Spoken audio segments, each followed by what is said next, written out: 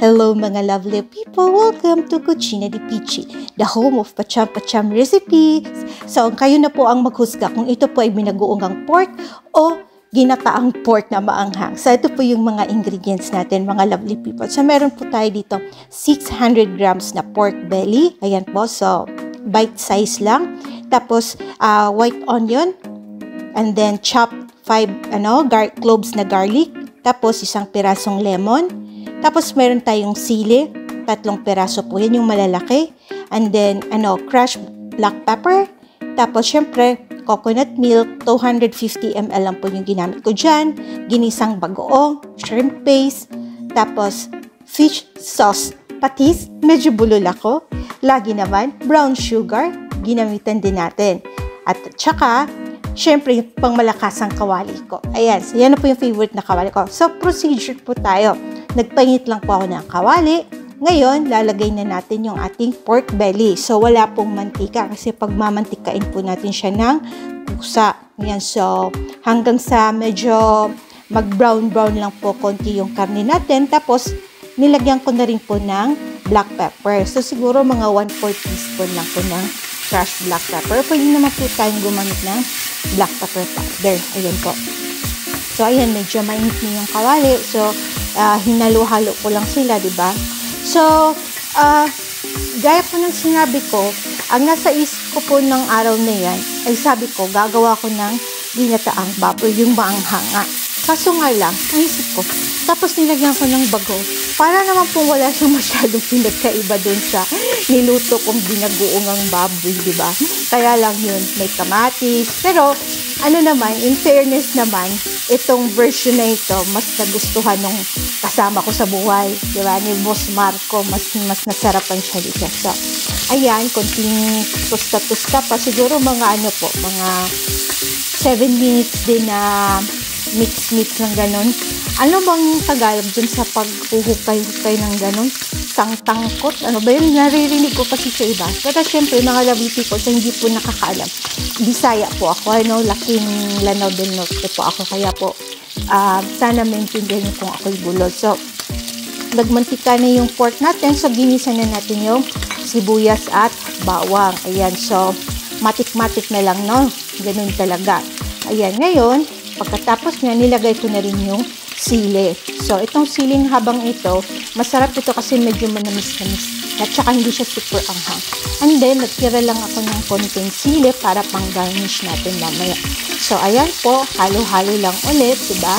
Tapos, pagkatapos niyan, nilagay ko na rin, iginisa ko na rin kasama yung ating bagoong o yung shrimp paste natin. So, bali, ginamitan ko po ng 2 kutsara ng bagoong. So, ngayon, tansya-tansyahin nyo na lang po, depende po sa panlasa ninyo, kung gaano po ninyo kagusto yung alat ng bagoong, or kung gusto nyo naman, huwag nyo na lagyan ng bagoong, lagyan nyo lang ng patis. Ayun. So, pahala na po kayo. Yung punto naman natin dito ay magbigay ng idea paano magluto, diba?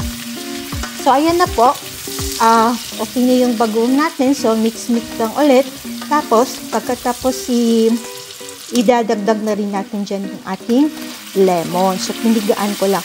Bakit po nilagyan ko ng lemon? Kasi po, para pampatanggal lang po umay, pampaayos umay. Ayun. So, diba? Para may konting tik ng asin. Tapos, maalat-alat. Tapos, mamaya, may brown sugar pa yan. So, andun nga.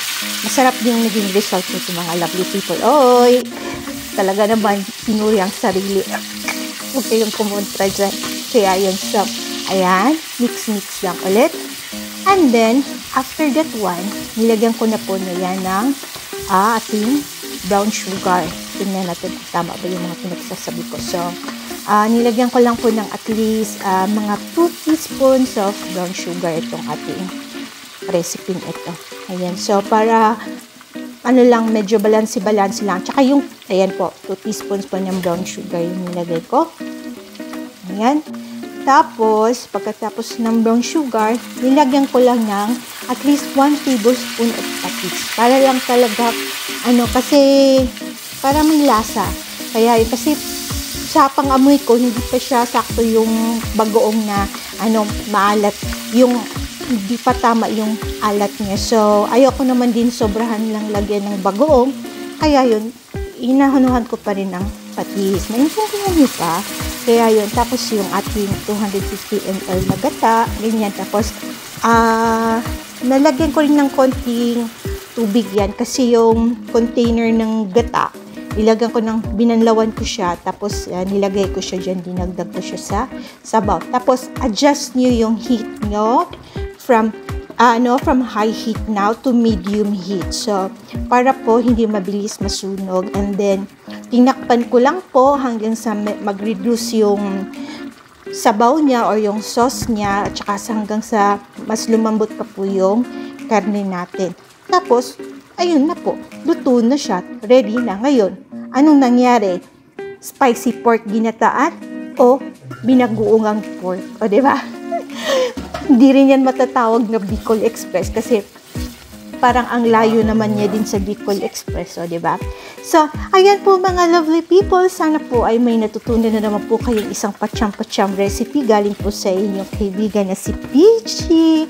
Ayan po. So, para po sa ating mga subscribers dyan, thank you po for watching and enjoy cooking. At para naman po sa mga bagong viewers natin dyan, please don't forget to like, share, and subscribe. At saka po, thank you po sa inyong lahat. At saka, ingat po kayo palagi. Keep safe. God bless. At pasensya na po, wala po muna tayong tikiman time sa video nito kasi gutom na naman ang mga person. So, once again mga lovely people, keep safe, ingat, God bless. Ciao, ciao. Hanggang sa susunod po, dito lang po sa Cucina di Peachy, the home of Pacham Pacham recipes. Ciao, ciao!